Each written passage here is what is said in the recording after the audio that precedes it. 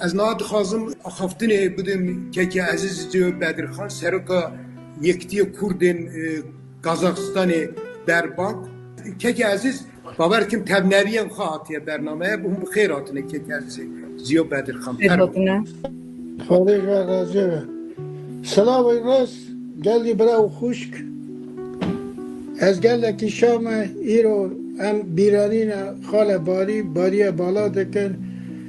مری که نویسکار ملت هست خال باری ما ام بونه ناس 1980 ساله از سرتیف موسی و هاتن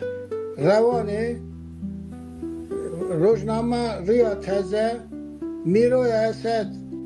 گازی رم خواده لی و علی عبدالرحمن کرد نویسکاره که گله که ایام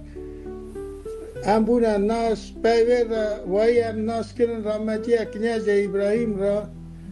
باشه کنیز ابراهیم هم گش کرن ناس اسکر بویک توسن رشید باری بالا اسماعیل عبدالرحمن گله که هم بده 15 روزامان ما وان هلا جوید وقتی وانا کار دکرن همک دکرن بوی ملت خواه و هاتنا وی هم دا باش خواد چه چو مری هستن لازم هم هر رو بیرا خواه کن با ما هاتانی هم ساغن هم وان مری هم بیر ناکن وانا هر تشت خواه دا با کردان رما خواده وی و هر وقت هم ساغن و ای دل من دا ساغن ساغ بن سلامت بن خواده جوار رازی و اوه نبی امن زیو اوه عزیز نبه بانا یعنی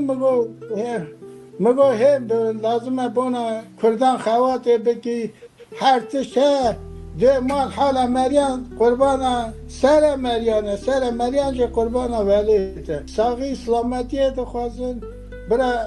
بشتغلن کردامه بخونه بجون هر تشتی بکن ساق بد زور سپاس که عزیز زیو بدرخان که عزیز راست گفت مرف زاروکتی دا گره که گاو به گاو زاری خو خورا بده گراندن که زار ببینن بزامون وک مزن خو ولد پاریز نفسه بسه